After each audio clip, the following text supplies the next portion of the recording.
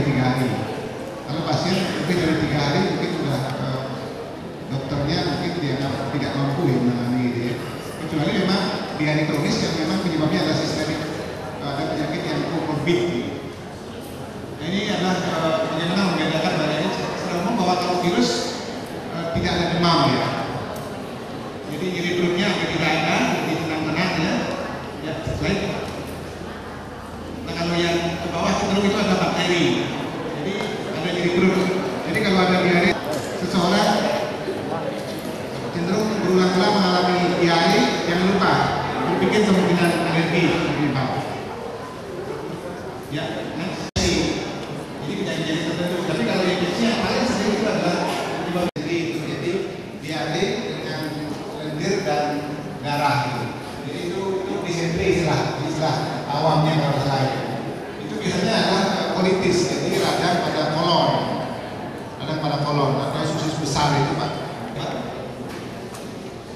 Ya, infeksi di dasarnya memang ada infeksi. Tapi sekarang mungkin sudah ada karena sesungguhnya dari segi makanan mungkin sudah lebih baik. Kenapa dengan krisis air ya? Ya, Pak. Yang terakhir mungkin ini adalah mekanisme melalui pendekatan otoritas gerakan khusus, jadi khususnya di muka apa? Ya, jadi belumnya berkurang. Nah, penyebab cuma disentri ya. Karena biasanya dia sebutnya yang dominasi dan biasanya cairan itu tidak terlalu keluar kalau yang disentri itu. Nah, biasanya geraknya sedikit kalau bahasa latinnya dia apa ya? Itu disentri. Itu biasanya dua kuman yang baik ya. Nah, ini adalah tradisional. Meski tadi itu tidak saya sebutkan jadi tidak ada itu adalah virus. Jadi sekarang diare itu sebenarnya adalah penyebab virus. Karena sebenarnya penanganan antibiotik tidak terlalu ramah. Jadi kalau memang spesifik sekali dari awal itu indikasi bakteri karena itu dokternya biasanya tahu. Kalau terjadi misalnya dehidrasi, kalau ini belum berusaha lakukan lain.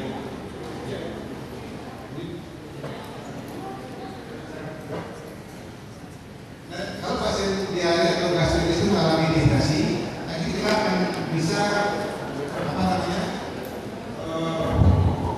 menilai derajat dehidrasinya. Jadi ada beberapa kriteria yang dilihat itu adalah gejala atau derajat dehidrasinya. Jadi dari ringan sampai berat atau ringan sampai sedang. Jadi berdasarkan keadaan hati. Ini mengikut daripada perbandingan dengan jalan yang dikeluarkan oleh diare. Ini dari misalnya merupakan kualitas dari diare di luar dari sebagai contoh misalnya pasien datang dengan hari pertama dia tidak diare atau buang muntah dari awal karena memang usus buntu itu ada namanya digersain itu karena yang khusus biasanya orang usus buntu itu awalnya seperti orang diare dan orang gastritis. Mual muntah, ya, tidur kanan bawah. Dan itu biasanya muncul 2-3 harinya. Nah, makanya kalau saat ini misalnya ada pasien dokternya tidak terlalu berpikir ke depan gitu, mungkin lupa pada sibuknya karena mereka tidak memberikan penjelasan yang baik dari kasus awal itu adalah gastritis. Akhirnya kasih lupa, 2 hari ada 5 pasien yang bingung. Karena mungkin seperti yang gagal yang pertama. Nah, jadi repotnya kalau pasien itu kita perlu ke dokter lain di hari ketiga atau hari kedua. Nah, akhirnya dokter yang apa kira-kira tips yang bisa dilakukan untuk minimal menjaga keberlangsungan air ini dari skala yang paling kecil. Terima kasih. Yang saya pilih, maaf saya pakai yang belakang saja. Yang paling belakang silakan. Yang perempuan mahasiswa silakan. Nanti ke bagian berikutnya Pak. Terima kasih atas kesempatannya. Sama dengan sekarang rumah kaca yang menyebabkan terjadinya global ini. Es katanya akan mencair Zaman saya tugas di Flores Timur, dok di Momere ya, saya di Flores Timur 78, saya sudah diajak oleh ITB untuk melihat pantai di sana dengan permukaan pinggir pantai itu sudah naik 6 meter tahun 78. Artinya apa? Sudah ada pergolakan itu mencairnya es dengan getaran-getaran yang dialami oleh Provinsi Nusa Tenggara Timur. Sekarang Bapak Ibu tahu Australia itu melebar pulaunya, maka kemarin dia kebanjiran, melebar. NTT mengecil, jadi NTT terus diganjak sama gempa, tapi tidak dirasakan. Sehingga apapun yang ada aset-aset di NTT itu, flora faunanya hancur bertahap. 6 meter naiknya tahun 78, sekarang berapa meter? Dan di sana timbulnya apa? Saat saya bertugas bisa ada gunung muncul di tengah laut, aneh. Gunung yang di darat pecah hilang, di tengah laut muncul gunung. Nah, apa artinya? Itu semua proses terjadi. Apalagi ini terkait dengan pemanasan rumah kaca. Sekarang aja gedung kita ini kan banyak kaca. Sumpah rasanya Bapak Ibu, saya disini sudah keringetan gitu. Pemakaian ini kalau dibatasi, apanya dibatasi? Pak Dahlan Iskan itu yang ngurus listrik dah bingung 7 keliling. Maka sekarang dia pintar, daya 4.500 bagi yang mau kompensasi naik tanpa bayar. Tapi bagus, reaksinya bagus. Sama dengan program pemerintah kemarin 1 miliar pohon. Yang 1 miliarnya terakhir di mana ditanam? Sekarang amati itu berapa miliar yang tumbuh. Ditanam 1 miliar, paling sisa hanya 1, bukan miliar 1. Dan ini memang dirasakan oleh masyarakat. Dilakukan di tukang, ini adalah tukang tanam, tukang kayu. Kenapa di sana? Kenapa dilakukan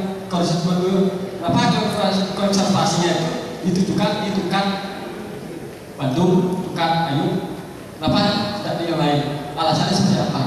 Terus apa setelah dikonversikan kegunaan air di tukang itu bisa digunakan untuk apa saja? Apa hanya untuk aliran air semata untuk kehidupan biota di sepanjang tukang, atau bisa digunakan untuk hal lain, tanaman hias atau yang lain? Sekian dari saya, mungkin situ aja untuk pertanyaan saya. Kan Poltekkes dari pasar sewa. Karena dulu direktur pertama kita pernah ingin merubah Poltekkes Denpasar menjadi Poltekkes Bali untuk menyaingi Poltekkes Bali. Ternyata nomenklatur ini tidak disetujui oleh pusat. Kembalilah Poltekkes Kementerian Kesehatan Denpasar. Makanya sekarang yang terkenal Poltekkes Bali. Itu. Jadi gaung kita belum. Nah, kalau aktivitas para mahasiswa itu sudah selalu kita lakukan seperti mapala, penghijauan, cuma gaungnya tidak bisa. Skop dalam skop kita saja. Mestinya skopnya lebih besar untuk gaung Poltekkes. Kembali lagi ceritanya, pandanannya nggak ada. Jadi supaya Bapak Ibu tahu, kebetulan mungkin rekan-rekan kita yang punya anak SMA mau kemari, kita di Poltekkes ini tidak diizinkan untuk apapun di luar PNBP. Jadi kalau masuk di Kestin biayanya 200.000 per bulan. Sama dengan anak saya di SMP lebih dari 200.000 sebulan. Kuliah ini 200.000 sebulan. Beberapa hal yang dapat kami ambil kesimpulan, walaupun kesimpulannya masih sederhana sekali. Bahwasanya krisis air memang ada di depan kita, disesuaikan dengan fakta-fakta tadi, kejadian di luar negeri, mungkin juga di kita. PDH mengatakan sulit air. Nampaknya bahwa krisis air memang terjadi. Salah satu dampak daripada krisis air itu mungkin meningkatnya tingginya penyakit gastroenteritis. Walaupun di daerah Bali terasa kecil. Kalau kita contohkan kembali di TV, saya lihat Pak yang di Ponorogo sana masih ngantri untuk mengambil air, ya mungkin kasus dirinya cukup tinggi.